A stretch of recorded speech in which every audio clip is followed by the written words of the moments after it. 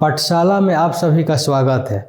यह पाठशाला राज्य लोक सेवा आयोग तथा अन्य प्रतियोगी परीक्षाओं के लिए महत्वपूर्ण है। यहाँ सभी विषयों को पढ़ाया जाएगा, जैसे इतिहास, भूगोल, नागरिक शास्त्र, सामान्य विज्ञान, समसामयिकी, बिहार स्पेशल। जैसा कि हम लोग जानते हैं कि बीपीएससी जितने भी प्रारंभिक परीक्षाएं लिए हैं, उन 150 प्रश्नों में करीब 30 के आसपास इतिहास से ही पूछे गए हैं। तो आप समझ सकते हैं किसी की सफलता और असफलता में इतिहास की कितनी महत्वपूर्ण भूमिका होती है। इस पाठशाला की शुरुआत भी होगी वो इतिहास से ही होगी। अमूमन हम लोग इतिहास को 3 भागों में पढ़ते हैं, प्राचीन, मध्यकालीन और आधुनिक। यहाँ पर हम आपको और थोड़ा पीछे लेकर चलते हैं, जिससे आपकी आगे की इतिहास पढ़ने में सहूलियत होगी। देखते हैं इतिहास क्या है? बीते हुए घटनाओं का अध्ययन इतिहास कहलाता है। यहाँ इतिहास को हम लोग 3 भागों में बांट कर देखते हैं, प्रागैतिहासिक काल, आधैतिहासिक काल और ऐतिहासिक काल। प्रागैतिहासिक काल वैसे काल को कहते हैं जिस काल में लोग पढ़ना लिखना नहीं जानते थे। उस काल की जानकारी हमें पुरातात्विक साक्ष्यों के आधार पर मिलती है। आधैतिहासिक काल उस काल को कहते हैं जिस काल में लोग लिखना तो जानते थे, लेकिन क्या लिखा गया है अभी तक पढ़ा नहीं गया है। ऐतिहासिक काल जहाँ पर लिखित और पुरातात्विक साक्ष्य दोनों उपलब्ध है। तो हर लोगों ने इतिहास का वर्गीकरण अलग अलग किए। कुछ इतिहासकारों का मत है कि हम प्रागैतिहासिक, आधैतिहासिक और ऐतिहासिक काल में बांट कर क्यों पढ़ें। इस काल में पाषाण मिला, इसको हम पाषाण काल कहेंगे। आधैतिहासिक काल जिसके अंतर्गत हम लोग सिंधु घाटी सभ्यता पढ़ते हैं, इस काल में काष्ठ मिला, इसलिए हम इस काल को काष्ठ काल कहते हैं। और ऐतिहासिक काल वैदिक सभ्यता से जो शुरू होती है, आर्य सभ्यता से जो शुरू होती है, उस काल से लोहा की शुरुआत हुई, लोहा का प्रयोग शुरू हुआ, तो उस काल को लौह काल कहा जाए। उसी तरह मिल जो थे, जेम्स मिल, वो कहे कि पाषाण और काष्ठ और लोहा काल में हम क्यों बांटे, लौह काल में क्यों बांटे। जिस काल में हिंदू राजा रहे उसको हिंदू काल कहा गया, जिस राज्य में मुस्लिम राजा रहे उसे मुस्लिम काल कहा गया, और ब्रिटिश जब शासन किए उस काल को ब्रिटिश काल कहा गया। इस तरह देखते हैं कि हर लोग अपने अपने हिसाब से इतिहास का वर्गीकरण करते हैं। तो यहाँ पर देखते हैं कि पाषाण काल, आधैतिहासिक काल और ऐतिहासिक काल। पाषाण काल का नाम पाषाण काल क्यों पड़ा? क्योंकि उस समय जितने भी पुरातात्विक साक्ष्य मिले थे उनमें अधिकतर पाषाण के ही बने थे, पत्थर के ही बने थे, इसलिए इस काल का नाम पाषाण काल पड़ा। पाषाण काल को भी हम 3 भागों में बांटते हैं, पूरा पाषाण काल, मध्य पाषाण काल और नव पाषाण काल। इसमें पूरा पाषाण काल की अवधि सबसे लंबा रहा, सबसे ज़्यादा दिन तक पूरा पाषाण काल की ही अवधि रही। इस काल की जो अवधि है 20 लाख ईसा पूर्व से लेकर 10,000 ईसा पूर्व तक। हालांकि इसकी तिथियों में आपको किताबों में भिन्नता देखने को मिलेगी, लेकिन ऐसा माना जा सकता है कि जब से मानव जीवन की शुरुआत हुई होगी तब से लेकर 10,000 ईसा पूर्व तक के काल को पूरा पाषाण काल कहा जाता है। इसके जनक रॉबर्ट ब्रूस को माना जाता है। रॉबर्ट ब्रूस ने ही पूरा पाषाण संबंधी प्रथम साक्ष्यों की पहचान किया था, प्रथम साक्ष्यों की खोजा था, इसलिए पूरा पाषाण काल के जनक रॉबर्ट ब्रूस को माना जाता है। ये तमिलनाडु के मद्रास में इन्हें कुल्हाड़ी की प्राप्ति हुई थी। इस समय जो धरती था पूरा बर्फ से ढका हुआ था, पूरा धरती बर्फ से ढका हुआ था। लोगों का जीवन संघर्षमय था, लोगों का जीवन चुनौतियों से भरा हुआ था। इस काल में लोग नदी घाटी या पहाड़ के गुफाओं में रहते थे। काल में जो निवासी थे वो खाना बदोश थे, शिकारी थे, खाद्य संग्राहक थे। खाना बदोश का जो मतलब हुआ कि लोग अस्थायी निवासी नहीं थे। आज यहाँ है तो कुछ समय बाद कहीं और चले गए, कुछ समय बाद कहीं और चले गए। उदाहरण के तौर पर हम लोग देख सकते हैं कि किसी भी जो शहर है, शहर में कुछ दिन के लिए जो घुमंतु लोग हैं वहाँ पर रहते हैं और उसके कुछ दिन बाद वो कहीं और चले जाते हैं। तो ऐसा ही जीवन उस समय का भी था। लोग एक जगह निवास नहीं करते थे। शिकारी थे, जिसे आखेटक भी कहा जाता है। शिकारी मतलब जानवर को मारना। जानवर को मारना शिकारी कहलाता था। उस समय लोग कच्चा मांस खाते थे। जो जानवर को मारते थे उसी मांस को खाते थे। खाद्य संग्राहक थे। इसका मतलब ये हुआ कि जब वो जानवर को मारते थे तो उस समय बहुत बड़ा बड़ा जानवर होता था, उसी समय वो नहीं खा पाते थे, तो आगे दिन के लिए भी वो मांस जो है वो सुरक्षित रख लेते थे, इसलिए उन्हें खाद्य संग्राहक कहा गया। उस समय के जानवर बहुत विशाल थे, जैसे मैमथ, रेंडियर आदि। उस समय की एक महत्वपूर्ण उपलब्धि ये रही कि उस समय लोग आग से परिचित हो गए। पूरा पाषाण काल के अंतिम दौर आते आते लोग आग से परिचित हो गए, जिससे उनके जीवन में अमूलचूल परिवर्तन आया। आग से परिचित ने उन्हें जीवन को आसान बना दिया। जहाँ वो भोजन अब पकाकर खाने लगे, उन्हें दूसरी तरफ आग उन्हें सुरक्षा भी प्रदान करती थी। उदाहरण के तौर पर समझ सकते हैं कि जब वो पहाड़ की कंदराओं में रहते होंगे तो सुरक्षा की दृष्टि से पहले तो कभी जानवर आक्रमण कर सकता था, मार सकता था, लेकिन आग जलाकर, पेड़ वगैरह काटकर, लकड़ी काटकर दरवाजे के सामने अगर आग जला देते थे तो वो आग से जानवरों की से सुरक्षा होती थी। उदाहरण के तौर पर आप देख सकते हैं कि जिस तरह आज बॉर्डर पर सेना की चौकसी रहती है, सेना वहाँ पर ड्यूटी देते हैं और हम लोग सोए रहते हैं, वो पूरी रात वहाँ पर ड्यूटी देते हैं, हम लोग सोए रहते हैं। उसी तरह आग उस समय सेना का काम करता था, जो जंगली जानवरों से सुरक्षा प्रदान करता था। तो हालांकि ये आग का प्रयोग इतना आसान नहीं था। आग की खोज और इसके प्रयोग में एक लंबा अंतराल हुआ होगा। हो सकता है कि दो पत्थर आपस में टकराया हो, दो पत्थर को आपस में रगड़ा हो और इससे आग निकला हो, चिंगारी उत्पन्न हुआ हो, जिसे गांव देहात में तितकी बोलते हैं। तो उसके प्रयोग, उससे परिचय और उससे प्रयोग में काफ़ी अंतराल हुआ होगा। अब बात करते हैं मध्यपाषाण काल की। मध्यपाषाण काल की जो अवधि है 10,000 ईसा पूर्व से लेकर 5,000 ईसा पूर्व तक के काल को मध्यपाषाण काल कहा जाता है। इस काल के जनक C.L. कार्लाइल थे। पूरा पाषाण काल अंतिम होते होते जलवायु परिवर्तन हुआ होगा। जलवायु परिवर्तन होने से मौसम गर्म हुआ होगा। तो पहले जब पूरा पाषाण काल में जो पृथ्वी बर्फ से ढका हुआ था, वो मध्यपाषाण काल आते आते वो बर्फ पिघलने लगा। बर्फ पिघलने के कारण छोटे छोटे जानवर तथा पेड़ पौधे की उत्पत्ति हुई,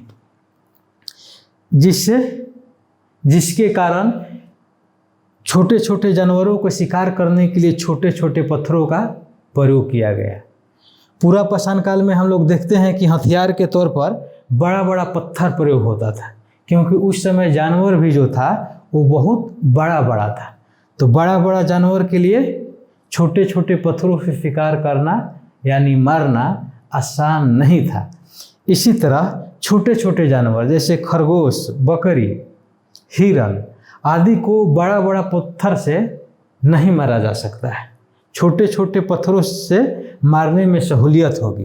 तो इस तरह देखते हैं कि जलवायु परिवर्तन हुआ, जिसके कारण जो बर्फ था वो पिघला, पेड़ पौधों की उत्पत्ति हुई, छोटे छोटे जानवरों की उत्पत्ति हुई और हथियार के रूप में जो था छोटा छोटा पत्थर का प्रयोग हुआ। और इसी समय जनसंख्या में वृद्धि हुई। जनसंख्या में वृद्धि हुई तो लोग एक छोटे छोटे समूह में रहने लगे। छोटे छोटे टोलियों में रहने लगे। इस काल की एक महत्वपूर्ण विशेषता लोगों का तीर धनुष से परिचित होना। तीर धनुष से परिचित ने लोगों का जीवन आसान बना दिया, शिकार करना आसान बना दिया, जानवरों को मारना आसान बना दिया, क्योंकि 100 मीटर 200 मीटर 300 मीटर दूर छोटे छोटे जानवरों को भी तीर धनुष से मारना आसान हो गया।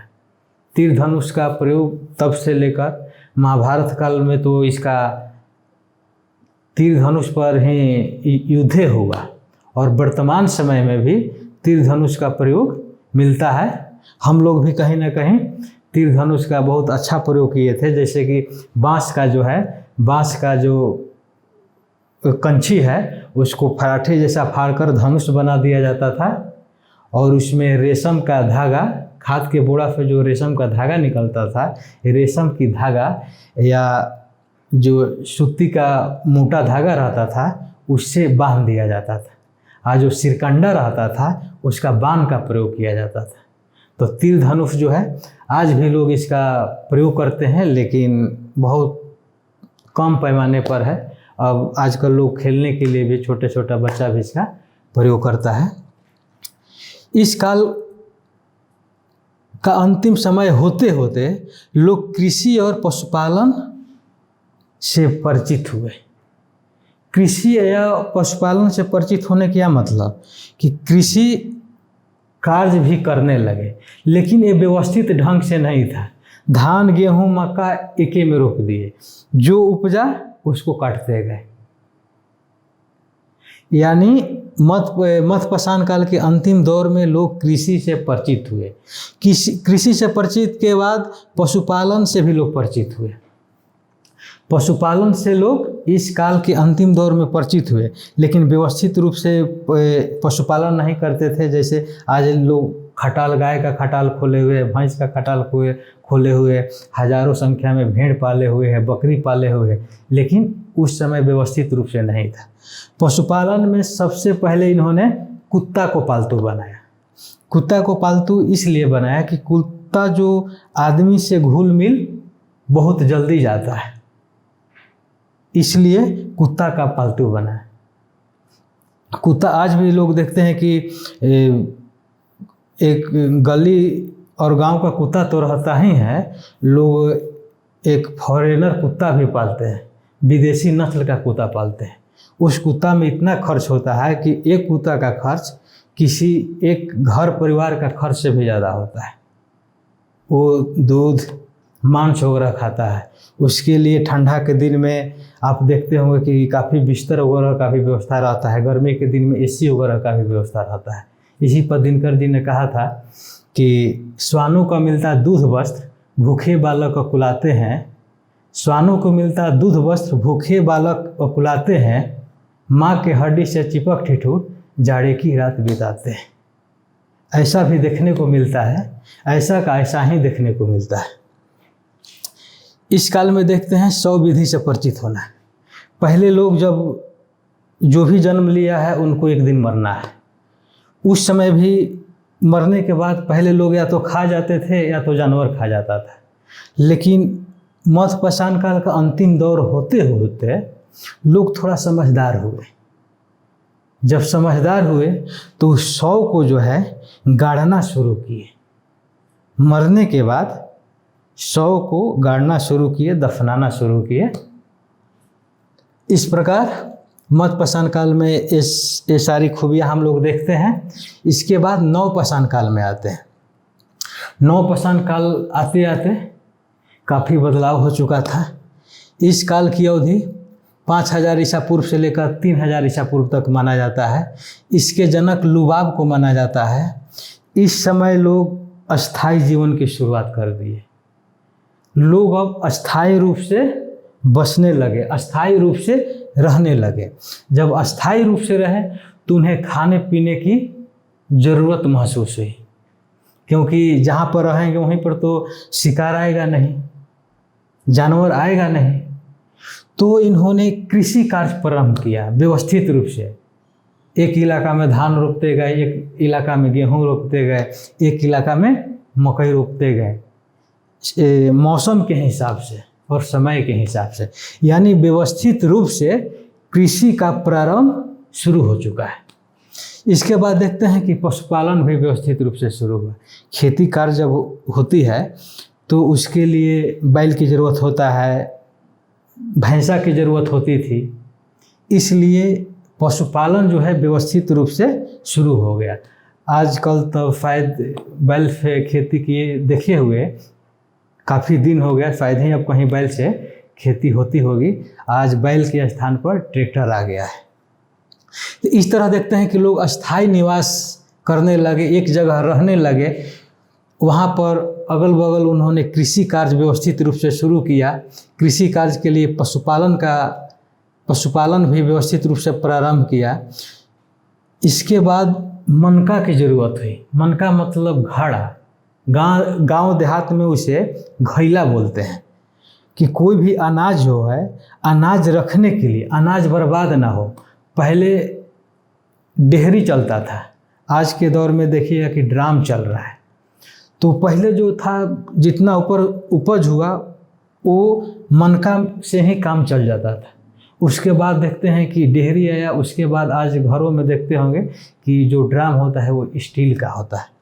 तो पहले जो था वो मनका का खोज हुआ, मनका का आविष्कार हुआ, मनका बनाया गया, और फिर पहिया का आविष्कार हुआ। खदान को एक स्थान से दूसरे स्थान तक ले जाने के लिए पहिया की आवश्यकता ने पहिया का आविष्कार कराया। इस तरह देखते हैं कि इस काल में लोग खाद्य संग्राहक से खाद्य उत्पादक हो गए। हम लोग देखते हैं कि पूरा पाषाण काल, मध्य पाषाण काल में लोग खाद्य संग्राहक थे। खाद्य संग्राहक थे यानी जिस जानवर को मारते थे और जो बच जाता था आगे दिन के लिए वो रख लेते थे। लेकिन यहाँ पर खाद्य संग्राहक से खाद्य उत्पादक यानी कृषि कार्य भी इन्होंने शुरू कर दिया। श्रम विभाजन भी इस काल की महत्वपूर्ण विशेषता रही। पूरा पाषाण काल, मध्य पाषाण काल में देखते हैं कि महिला और पुरुष समान कार्य करते थे, लेकिन नव पाषाण काल आते आते जो पुरुष थे घर के बाहर का कार्य करते थे, जो कठिन कार्य होता था, और जो महिलाएं थी वो घर के कार्य करती थी, जो हल्का कार्य करती थी। तो इस तरह देखते हैं कि श्रम विभाजन शुरू हुआ। आर्थिक सामाजिक असमानता भी दिखाई देती है। आर्थिक सामाजिक असमानता को आप इस तरह देख सकते हैं कि कोई भी नदी घाटी जहाँ पर कृषि कार्य करना बेहतर हो, पशुपालन आसान हो, लोगों का वहाँ पर रहना और बसना आसान हो, उस जगह पर बसने के लिए प्रतिस्पर्धा हुई होगी, लड़ाई हुआ होगा। तो ये निश्चित है कि उस समय भी आर्थिक सामाजिक असमानता व्याप्त थी। इस समय कुछ वर्ग उत्पन्न हुए मतलब जो घड़ा बनाते थे, घैला बनाते थे, जो मिट्टी के बर्तन वगैरह बनाते थे, वो कुम्हार वर्ग कहलाए। दूसरा बढ़ई जो लकड़ी के कार्य करते थे, लकड़ी के चौखट, अलमारी, टेबल, कुर्सी। हालांकि उस समय टेबल कुर्सी नहीं था, लेकिन आपको समझाने के लिए हम बता रहे हैं कि जो भी लकड़ी के कार्य होता है, टेबल, कुर्सी, बेंच, डाइनिंग हॉल, दरवाज़ा, जो भी लकड़ी से संबंधित जो कार्य कर रहे थे, तो उस बढ़ई वर्ग का उत्पन्न हुआ। और तीसरा जो खेती करते थे, जो खेती बाड़ी करते थे, तो खेती बाड़ी करने वाले को कृषक वर्ग कहा गया, यानी किसान वर्ग कहा गया। फिर देखते हैं जादूगर। इस काल में जादूगर का समाज में बहुत ही महत्वपूर्ण स्थान प्राप्त था, बहुत ही प्रतिष्ठा प्राप्त था जादूगर का। जादूगर समझ सकते हैं कि जितना भूत प्रेत जादू टोना, एक चमत्कार के रूप में जादूगर इसे दिखाते थे, लोगों की समस्याओं को निदान करते थे, जिससे समाज जो था जादूगर से काफ़ी प्रभावित था। समाज में जादूगर का प्रतिष्ठा था। आप उदाहरण के तौर पर देख सकते हैं, अभी बाबा बागेश्वर सरकार जिनके दिव्य शक्ति से हर लोग एक झलक देखने के लिए, उनके बात सुनने के लिए लाखों लोग पागल हैं।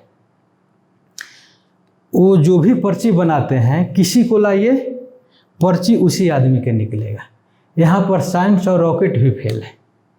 तो ऐसा ही प्रतिष्ठा उस समय जादूगर को प्राप्त था। आते हैं 100 विधि। हम देखते हैं कि मर्द पाषाण काल में मरने के बाद 100 को केवल गाड़ दिया जाता था, लेकिन नव पाषाण काल आते आते लोगों में और ज़्यादा समझदारी हुई, तो गाड़ने के बाद उनके मन पसंद चीज़ों को रख दिया जाता था। जैसे कोई मरने के बाद जो पहले दूध पीने का शौकीन था, पसंद था, तो दूध रख दिया जाता था। किसी को चावल खाना पसंद था तो चावल रख दिया जाता था। किसी को मांस खाना पसंद था तो मांस रख दिया जाता था। इस प्रकार देखते हैं कि पूरा पाषाण काल, मध्य पाषाण काल, नव पाषाण काल की ये सारी विशेषताएं रहीं। फिर देखते हैं कि इस काल से महत्वपूर्ण कुछ स्थल है, यहाँ पर देखते हैं। मेहरगढ़।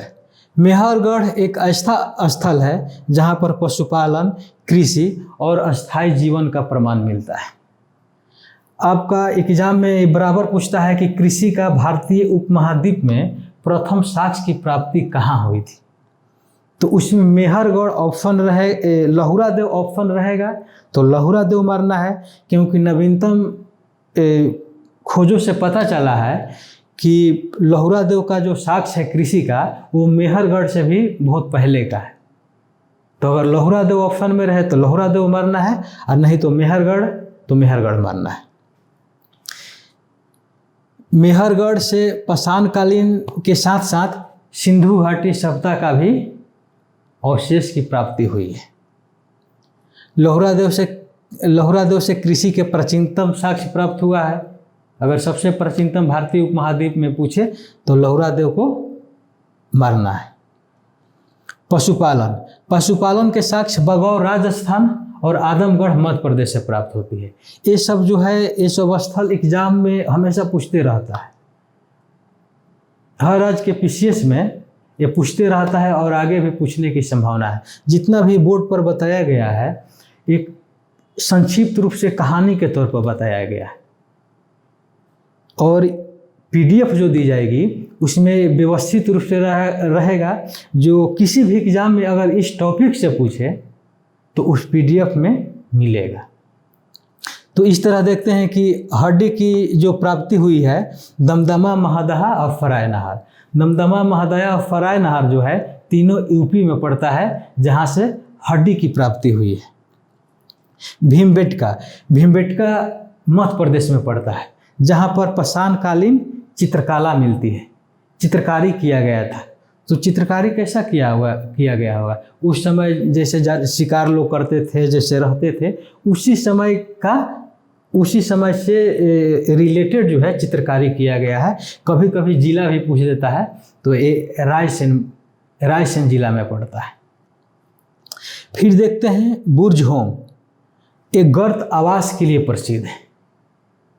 गर्त आवास, और वहाँ से मानव और कुत्ता का 100 एक साथ दफन किया गया था। अब गर्त आवास देखते हैं कि क्या है। अगर मान लिया जाए कि कोई समतल भूमि है, अगर उसको गड्ढा खोद दिया जाए, कुदाल से गड्ढा खोद दिया जाए, और जो रहने के लिए लोग बनाते थे, जैसे कि आंधी तूफान जानवरों के आक्रमण से, उसी को गर्त आवास कहते हैं। तो इसकी प्राप्ति जम्मू कश्मीर के बुर्ज होम से मिली है, और वहीं से मानव के साथ कुत्ते को दफनाया हुआ साक्ष्य की प्राप्ति हुई है। फिर आगे देखते हैं, चावल की प्राप्ति कुलडीहवा उत्तर प्रदेश से हुई थी। ताम्रपाषाण स्थल, ताम्रपाषाण मतलब तांबा और पाषाण के प्रयोग को ताम्रपाषाण कहते हैं। तो ताम्रपाषाण स्थल की प्राप्ति राजस्थान, मध्य प्रदेश और महाराष्ट्र हुई। फिर देखते हैं कि भारतीय पुरातत्व जो सर्वेक्षण है, इसकी स्थापना 1861 ईस्वी में किया गया था। और भारतीय पुरातत्व सर्वेक्षण की जो स्थापना किए थे वो कनिंघम किए थे, और भारतीय पुरातत्व सर्वेक्षण के जनक जो है कनिंघम को ही कहा जाता है। फिर देखते हैं कि राष्ट्रीय मानव संग्रहालय, तो राष्ट्रीय मानव संग्रहालय जो है वो भोपाल में स्थित है। राष्ट्रीय मानव संग्रहालय मतलब कि जितने भी भारत में पुरातत्व की जो साक्ष्य की प्राप्ति हुई थी उसमें कुछ नमूना, मान लिया जाए कि अगर 50 अगर हड्डी की प्राप्ति हुई है दमदमा महादया सराय नहर से, तो 2-4 कहाँ रहेगा? भोपाल में रहेगा। उस संग्रहालय बनाया गया। संग्रहालय मतलब घर, जितना भी पुरातत्व की जो साक्ष्य है उसके रखने के लिए घर बनाया गया है, उसी को संग्रहालय कहा गया है। देखते हैं कि राष्ट्रीय मानव संग्रहालय जो है ये भोपाल में है। उसी तरह विश्व मानव संग्रहालय बनाया गया है, यानी विश्व से जो पुरातात्विक साक्ष्य प्राप्त हुई है, जैसे भारत से प्राप्त हो, पाकिस्तान से, श्रीलंका से, यूरोप से, अफ्रीका से, अमेरिका से, तो जितने भी जगहों से पुरातात्विक साक्ष्य जो प्राप्त हुई है उसमें से कुछ नमूना जो है कोपेनहेगन यानी डेनमार्क देश है उसके संग्रहालय यानी उसके घर में रखा गया है। और भारतीय जो पुरातत्व विभाग जो है ये संस्कृति मंत्रालय के अंतर्गत आता है। इस प्रकार हम लोग यहाँ संक्षिप्त में कहानी की तरह, जिसे पाषाण काल याद करना आसान हो जाए, सुलभ हो जाए, हम लोग देखें। इसकी PDF व्यवस्थित रूप से आपको दी जाएगी, जिसमें कोई भी एग्जाम हो इस टॉपिक से अगर प्रश्न आएगा उस PDF में मिलेगा। आगे हम लोग देखेंगे सिंधु घाटी सभ्यता कि सिंधु घाटी सभ्यता की सूचना किसने दी, सिंधु घाटी सभ्यता की सबसे खोज पहले किसने की, सिंधु घाटी सभ्यता का सबसे बड़ा स्थल कौन सा है, सिंधु घाटी सभ्यता का सबसे बड़ा जनसंख्या वाला शहर कौन सा है। तो फिर देखते हैं, ये सारी चीज़ें जो है अगली वीडियो में देखते हैं।